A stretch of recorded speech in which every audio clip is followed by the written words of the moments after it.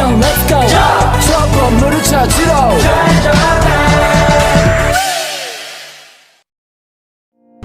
Delsia, kalian tahu nggak sih konflik Rusia sama Ukraina? Hai Rata, hai Cie. Hai. Guys, kalian tahu kan konflik antara Ukraina sama Rusia itu? Tahu. Sebenarnya menurut PBB itu apa sih di dalam konflik kedua negara itu? Kalian tahu nggak sih? Nah, sebenarnya tidak sama seperti itu. Nah, konflik itu masih jadi tanggung jawab PBB dan diurus oleh Dewan Keamanan. Dewan Keamanan menyediakan forum bagi negara anggota untuk membicarakan kasus ini. Dewan Keamanan menyediakan forum untuk negara anggota bisa membicarakan konflik Rusia Ukraina. Melalui forum, konflik ini akan diangkat ke tingkat internasional dan juga perhatian global. Terus langkah apa yang diambil? Menurut Piagam PBB Pasal 24, Dewan Keamanan PBB diberi tanggung jawab untuk menjaga perdamaian dan keamanan internasional. Nah, dalam kasus ini, invasi Rusia ke Ukraina tahun 2022, pasal ini dijalankan secara prosedural dengan dilaksanakannya sidang dan pembahasan, namun tidak kunjung mencapai pada perdamaian. Berikutnya, terdapat pasal 39 yang memang digunakan untuk mengakui adanya ancaman terhadap perdamaian. Tetapi Dewan Keamanan PBB gagal dalam menindaklanjutinya.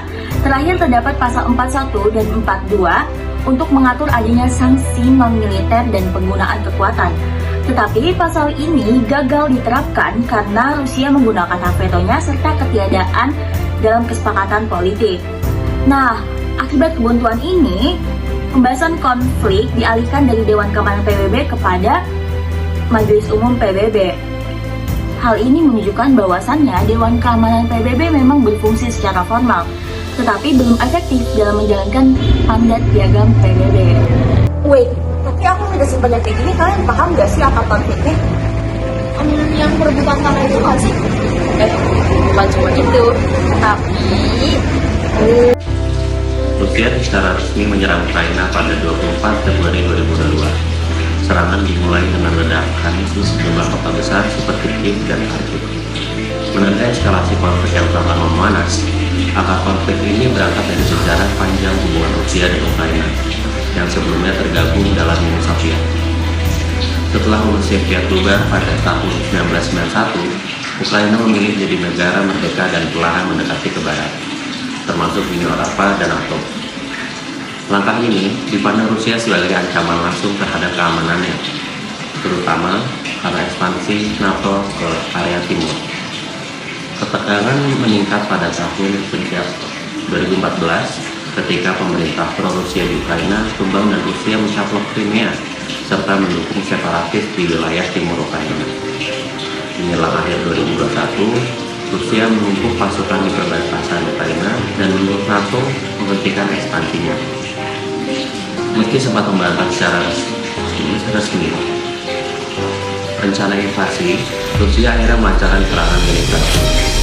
Menurut pengamat internasional, tujuan Rusia adalah memaksa perubahan politik di Ukraina agar kembali berada dalam pengaruh Moskow.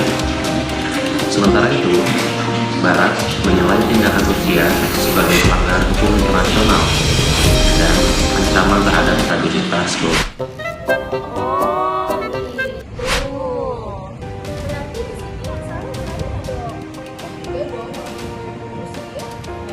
sebetulnya masalah ini tuh masih jadi pertentangan dua sisi. Nah, Rusia masih menggunakan hak vetonya dan Ukraina masih berlindung di balik hak vetonya AS. Bikin masalah ini berkepanjangan dan gak selesai-selesai. Tapi jadi bahasan hak veto emang hubungannya apa?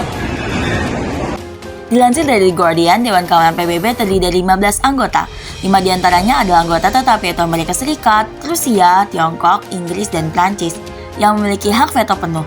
10 anggota lainnya merupakan anggota tidak tetap yang dipilih oleh Majelis Umum PBB secara bergilir untuk masa jabatan selama 2 tahun. Dalam pengambilan keputusan, resolusi Dewan Keamanan harus mendapat minimal 9 suara setuju dan tidak diveto oleh anggota tetap. Satu veto saja sudah cukup untuk menggagalkan resolusi ini, meskipun didukung oleh mayoritas anggota. Hasil veto tidak dapat diganggu-gugat karena hak tersebut telah diatur langsung dalam piagam PBB. Dewan Keamanan memiliki kewenangan utama dalam menjaga perdamaian dan keamanan internasional dan tidak ada mekanisme hukum di PBB untuk membatalkan keputusan veto. Dalam sistem perserikatan bangsa-bangsa, Dewan Keamanan memiliki tanggung jawab utama dalam menjaga perdamaian dan keamanan internasional. Namun dalam konflik ini, peran DKPBB mengalami kebuntuan serius. Hal ini disebabkan oleh penggunaan hak veto oleh Rusia sebagai anggota tetap Dewan Keamanan, yang secara langsung menghambat pengambilan keputusan terhadap konflik yang justru melibatkan Rusia sebagai pihak agresor. Akibat kebuntuan tersebut, komunitas internasional tidak tinggal diam. Majelis Umum PBB kemudian mengambil peran yang lebih aktif melalui mekanisme Uniting for Peace.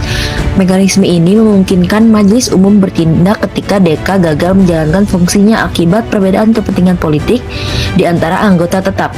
Dengan demikian, isu konflik Rusia-Ukraina secara efektif berpindah dari DK ke Majelis Umum sebagai forum yang merepresentasikan suara mayoritas negara di dunia. Langkah awal Majelis Umum terlihat pada 2 Maret 2022 melalui resolusi A-RES-ES strip 11-1 berjudul Aggression Against Ukraine. Resolusi ini secara tegas mengecam agresi militer Rusia terhadap Ukraina, menegaskan kembali kedaulatan dan integritas wilayah Ukraina, serta menuntut Rusia untuk menarik seluruh pasukannya dari wilayah Ukraina. Resolusi ini disahkan dalam sidang darurat khusus ke-11 Majelis Umum yang menunjukkan tingkat urgensi dan keprihatinan global terhadap konflik tersebut. Seiring berlanjutnya konflik, Majelis Umum terus mengeluarkan resolusi lanjutan sebagai bentuk tekanan politik dan moral terhadap Rusia. Pada 24 Februari 2025, Majelis Umum mengesahkan resolusi A-RES-ES strip 11-7 berjudul Advancing a Comprehensive, Just and Lasting Peace in Ukraine. Resolusi ini menekankan pentingnya penghentian permusuhan, penyelesaian konflik secara damai berdasarkan piagam PBB, serta penghormatan terhadap hukum internasional dan hak asasi manusia. Di hari yang sama, Majelis Umum juga mengadopsi resolusi A-RES-ES strip 11-8 berjudul The Path to Peace. Resolusi ini memperkuat seruan internasional untuk mencari jalan damai yang berkelanjutan dan adil, serta kembali menegaskan bahwa setiap penyelesaian konflik harus menghormati kedaulatan dan integritas teritorial Ukraina. Meskipun resolusi-resolusi Majelis Umum tidak bersifat mengikat secara hukum seperti keputusan DK, perannya tetap signifikan. Resolusi-resolusi tersebut mencerminkan konsensus global dan memberikan tekanan politik internasional yang kuat terhadap pihak agresor. Dengan demikian, pemindahan peran dari DKPBB ke Majelis Umum dalam konflik ini menunjukkan bagaimana sistem PBB beradaptasi ketika mekanisme keamanan kolektif menghadapi kebuntuan akibat kepentingan politik negara besar.